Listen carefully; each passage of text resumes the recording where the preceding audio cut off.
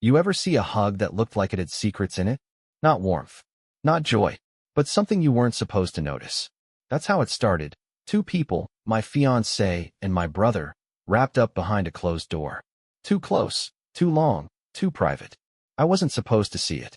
But once I did, I couldn't unsee what followed. And that single moment, it cracked open the worst week of my life.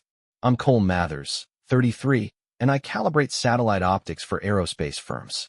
It's niche work, quiet, hyper-technical, and isolated, like being the guy who fine-tunes the eyes of billion-dollar machines so they don't blink wrong over the Middle East.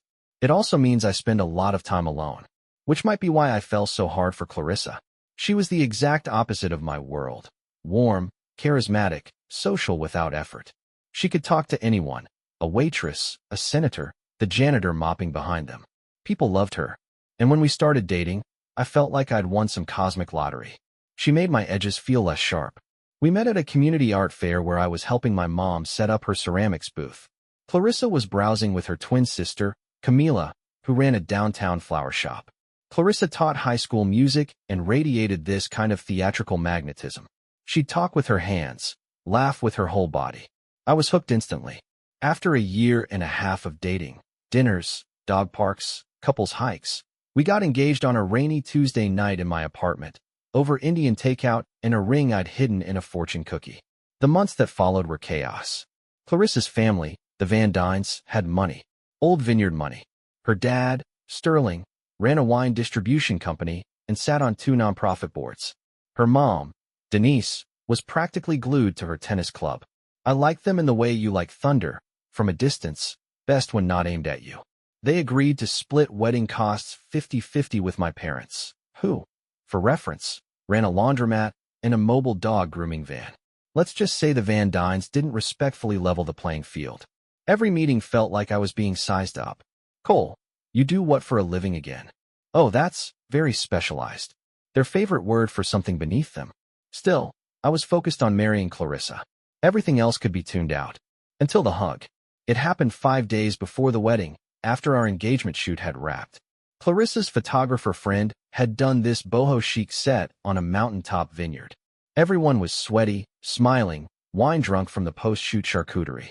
I'd gone back to the car to grab Clarissa's denim jacket. When I returned, I passed the tasting room window. That's when I saw it. Clarissa and my brother, Wes, were inside, alone. She leaned into him, arms around his shoulders. His hands were low. Too low. When she pulled away, she kept her hands on his chest like she wasn't done. They didn't kiss. But it wasn't platonic. Not even close. I stood there, stunned, half hidden by the doorway. Then, as if he felt me watching, Wes turned toward the glass. Our eyes locked for one brief, electric second. He flinched. She didn't even look. I walked away before they saw more. My ears were ringing. That night, Clarissa came home all smiles. Said the shoot turned out magical. She curled up next to me on the couch like nothing had happened. I said nothing. I convinced myself, maybe too convinced, that I'd misread it. That stress does weird things to people. That I was being paranoid because Wes and I hadn't always been close. He was my older half-brother. Grew up in California with his mom. Only moved near us after a job offer from an oil equipment firm brought him east. We'd reconnected last year, and I'd even asked him to be my best man. I thought that would help us build something real. Maybe he thought the same. Or maybe he thought something else entirely. 2 days before the wedding, I found Clarissa's phone on the kitchen counter while she was in the shower. I hadn't gone snooping before. I'd promised myself I wouldn't. But I remembered the hug. His hands. Her smile. And my fingers moved like they had a will of their own. Messages. Deleted threads. But I knew how to recover them. And what I found crushed me. Wes. That picture of you in the green dress last week. Holy hell, Riss. Clarissa. You should have come upstairs that night. I kept the lights low for a reason. Wes, I couldn't risk it. He was home. You're trouble. Clarissa. I like being trouble. Dozens of messages like that. Some worse. References to the cabin weekend I thought she took with her sister. Hidden photos. Deleted calls. I sat at the table, reading each message like I was peeling off my skin layer by layer. When she walked out in her robe, towel around her neck, humming, I didn't flinch. I put the phone back. Let her kiss my cheek. Let her pour coffee like nothing had happened. I needed time. I needed a plan. Because I wasn't canceling this wedding quietly. She wasn't supposed to post it. But for 3 fleeting seconds, Clarissa's Instagram story gave me everything I needed. A hallway, a shadow, and a hand that didn't belong to me. She deleted it instantly, too late. I screenshotted it before it vanished. That slip led me into the darkest corner of our city, into an alley behind a boutique hotel, where I saw my fiancée and my brother wrapped around each other like the wedding had already happened, just without me. And that was the moment I stopped being the groom and started becoming something else. The rehearsal dinner was designed to impress people I didn't care about. Clarissa had chosen an upscale Italian villa-themed restaurant called Valentina's, where the pasta was handmade. The staff wore matching linen suspenders, and every bottle of wine had its own backstory. The Van Dynes wanted it to set the tone for the wedding. You know, money, elegance, curated charm. My parents sat like awkward artifacts at the corner table, sipping water and trying not to touch the gold foil menus.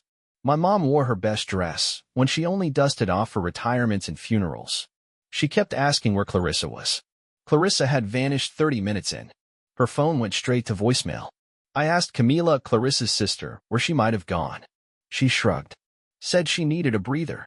The room was too much. Then, in passing, one of the bridesmaids, Lana, spilled the thread that unraveled it all. Oh, she went to the Montclair, she said between sips of champagne. That boutique spot by the Riverwalk. Super low-key. Wes dropped her off, I think. I blinked. The Montclair. I asked. Yeah.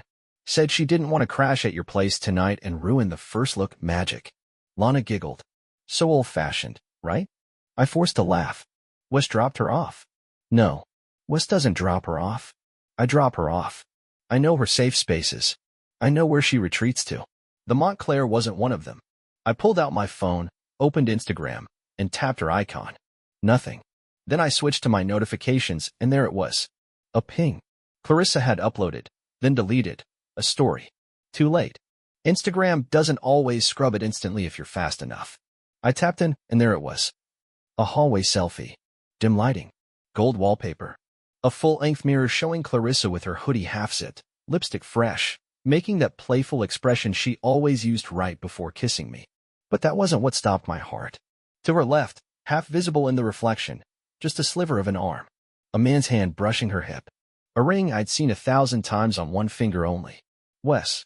I saved the story frame and stared at it like it would rearrange itself into something innocent. It didn't.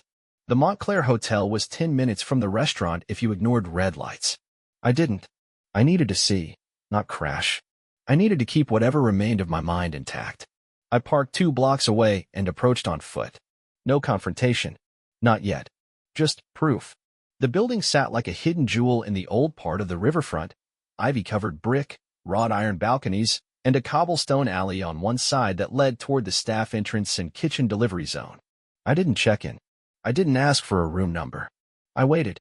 At 12:12 a.m., the staff door cracked open. Clarissa stepped out first, laughing quietly, but still up. Hair tucked behind her ears in that way she only did when she felt vulnerable. Then Wes emerged. No hoodie. Just a plain black T-shirt stretched across his gym-polished frame. He was holding a hotel-branded coffee cup. She turned to him, lips curled upward, and whispered something I couldn't hear. They didn't kiss. Not right away. But their bodies moved with a rhythm too practiced, too synced.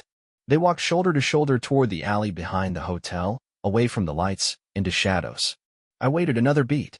Then I followed. The alley smelled like garlic and rain. Trash bins lined one wall. Vines dangled off a rusted fire escape. A glowing red exit sign pulsed above a door left ajar, casting enough light to silhouette 2 people locked in an embrace. Wes had her pressed gently against the wall. Clarissa's hands were around his neck, her fingers curled into the collar of his shirt. He leaned down. She rose up. The kiss wasn't frantic, it was slow. Familiar.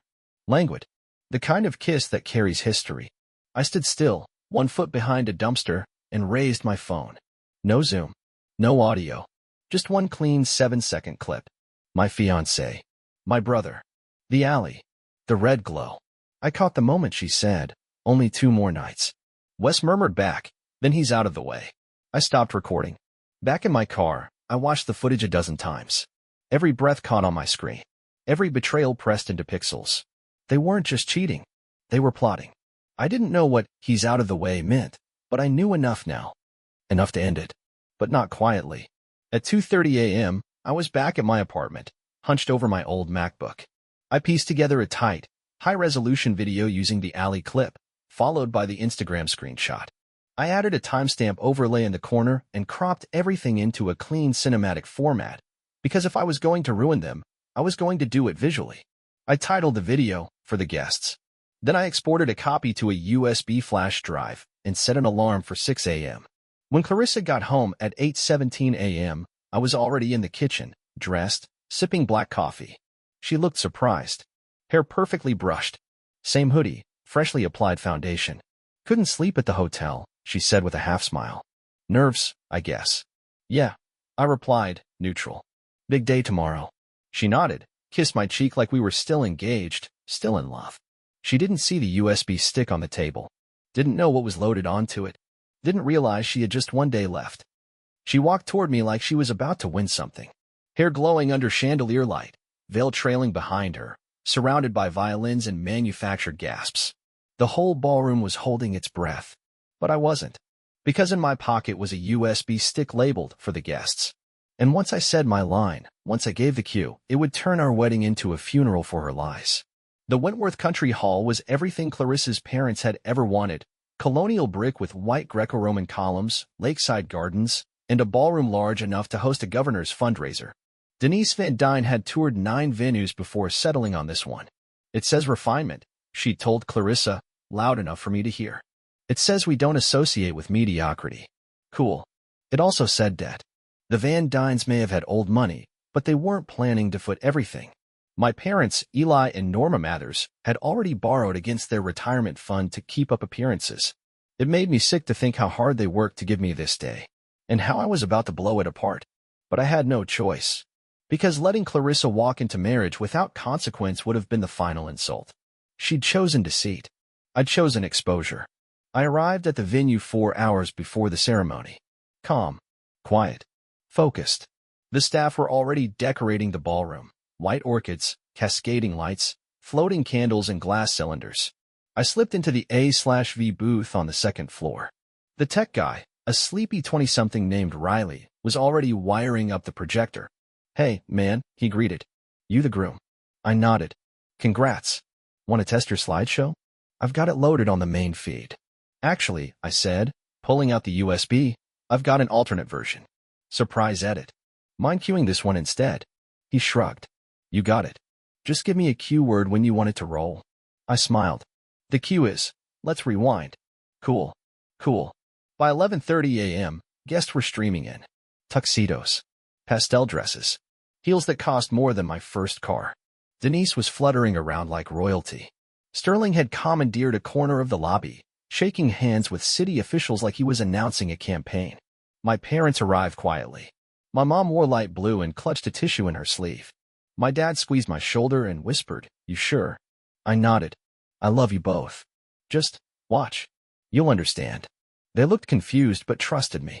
God, they always trusted me. At 11:58, I was already in position at the altar.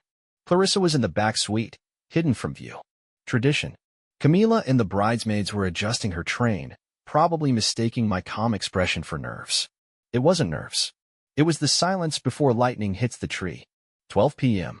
The officiant cleared his throat. The doors opened. There she was, Clarissa Van Dyne, in a $4,800 gown, smiling like nothing in the world could touch her. Like this was her show. Our eyes met, and I swear I saw the flicker of curiosity, maybe a twinge of unease. She reached the altar, took my hand. The violinist bowed the final note. We turned to face the officiant. "Friends and family," he began, "we are gathered here today." My vision narrowed. My hearing dimmed. I barely registered the words. When it was my turn to speak, my turn to recite vows I now considered fiction, I gently let go of Clarissa's hand, stepped forward, and turned toward the audience. "Before we begin," I said into the mic, "I'd like to say a few words." The officiant hesitated. Clarissa blinked. Denise furrowed her brow. The room quieted. "I know we're all here expecting a celebration," I continued. "But something came to light last night, something that changes everything." Clarissa's mouth opened slightly. "I think it's only fair you all see what I saw." Then I turned toward the booth, locked eyes with Riley, and said, "Let's rewind." The ballroom lights dimmed. The slideshow screen, once frozen on a photo of us at the beach, blinked out, then blinked back in. The Instagram screenshot appeared first, Clarissa in the mirror, a hand at her waist. The image zoomed slowly, then cut to black. Then, the alley video. Clarissa and Wes, lit by a red exit sign, kissing like no one existed. Then came her words, only 2 more nights. Then his, then he's out of the way. The room erupted in chaos. Gasping, shouting. A glass shattered. Denise screamed, "Turn that off." Riley paused the video, hands shaking. I held up a hand and calmly said, "Let it finish." It played through. 7 seconds of betrayal. Then the screen went black. And Clarissa looked like she'd been dropped into freezing water. She turned to me, her voice barely audible over the panic. You planned this?" I stepped back. "You planned this when you snuck off with my brother." Wes, who had been standing as my best man 10 feet away, bolted for the exit. A groomsman tried to stop him.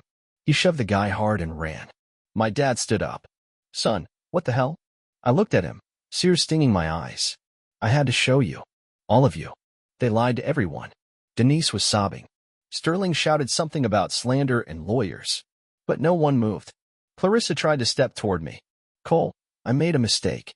Please, we can talk." I stepped back again. "You made choices.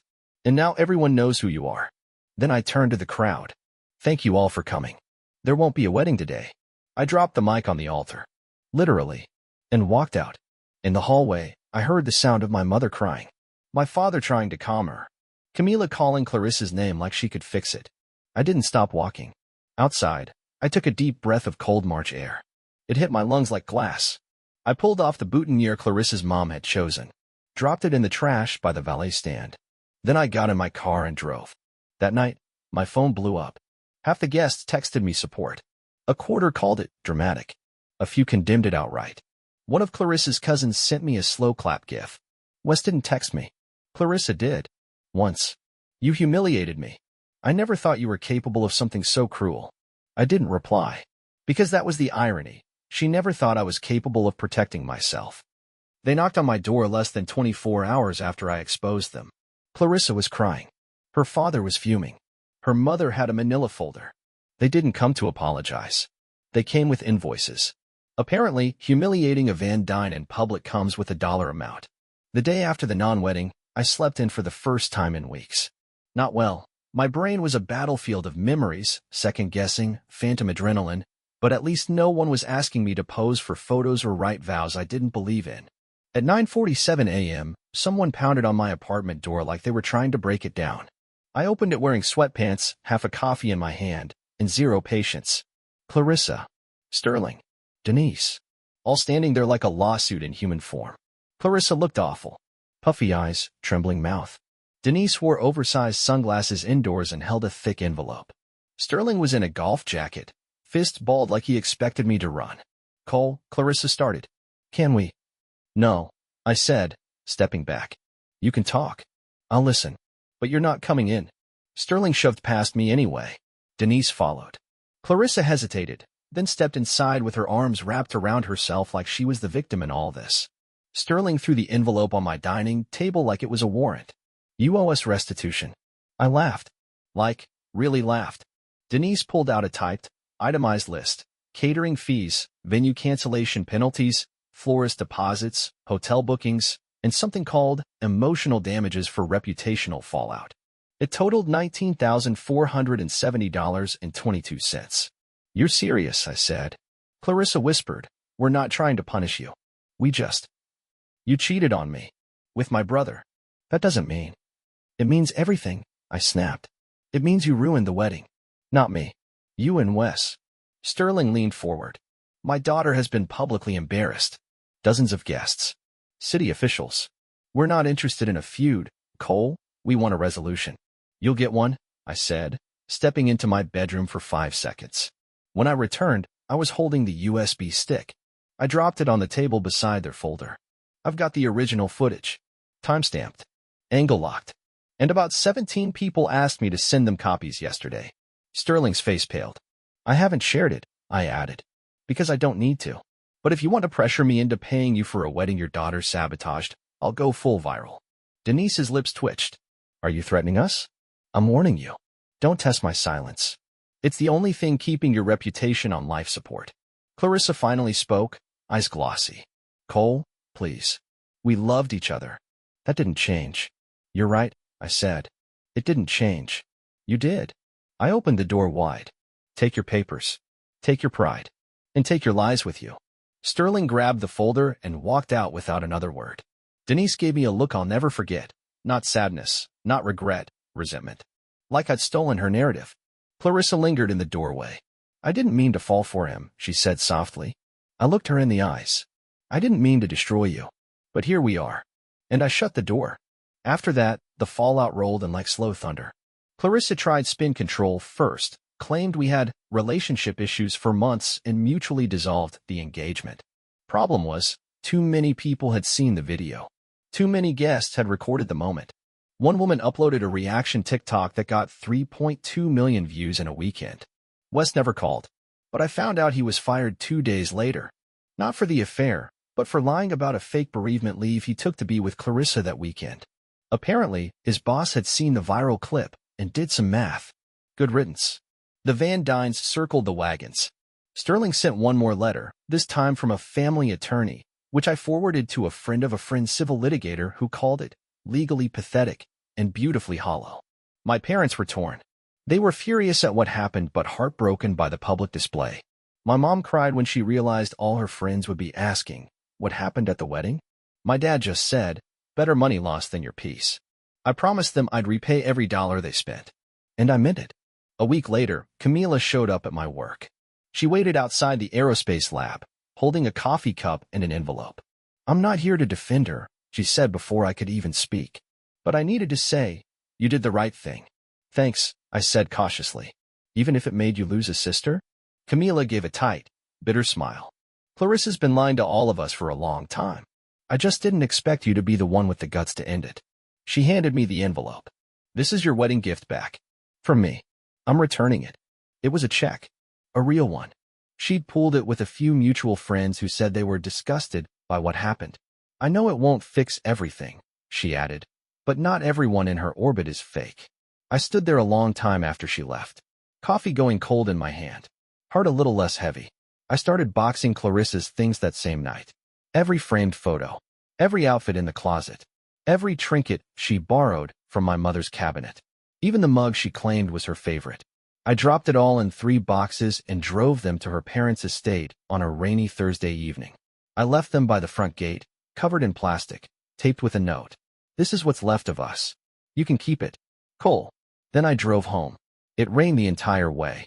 Not a cleansing rain. Just the kind that made everything blur. I like that. The next few weeks were quiet. Not peaceful, but quiet. I kept my head down at work. Took extra shifts. Played old vinyl records in the evenings to drown out the memories. I deleted our Spotify playlists. I kept the dog. Wes never reached out. Clarissa never came back. And I didn't unblock either of them. Sometimes silence is the revenge. They thought I'd fade out after the explosion. Disappear quietly, lick my wounds, maybe even beg for closure. But I didn't vanish. I didn't mourn. I moved. And in that silence, they learned. A man with nothing to lose is a man who never comes back the same. 2 weeks after the wedding bombshell, I left town. No dramatic farewell, no social media goodbye. Just a signed lease in a different state, a packed car, and one duffel bag containing everything I didn't associate with her. Wes didn't call. Clarissa tried, once. Her message said, you didn't have to ruin me. I deleted it without opening it. Funny how people beg for mercy after they've lit the match. Flagstaff, Arizona. That's where I landed. Quiet. High altitude. Uninterested in anyone's past. I took a contract with a research satellite company, rented a small house with no shared walls, and walked my dog in the early hours when the desert wind made everything feel lighter. Nobody knew me as the guy who blew up a wedding. They just knew I fixed optics with unnerving precision and didn't talk much. Perfect. I never answered the Van Dynes' lawyer. Never paid them a cent. Never saw them again. By the time the dust settled, their name was more associated with scandal than legacy. Some of their guests quietly cut ties. Wes lost his job. Clarissa's social media dried up. Turns out, there's no filter strong enough to hide the kind of betrayal you show on a 12-foot wedding screen. I kept one copy of the footage. On a drive. Unlabeled. Buried at the bottom of a storage box. Not for revenge. Not for proof. Just in case I ever forgot what I survived. 3 months later, I sat on the roof of my new place, staring at the stars my satellites would one day observe. And I realized something. I wasn't angry anymore. Not because I forgave them. Because I didn't need to. Forgiveness is for people who want to hold on. I had already let go.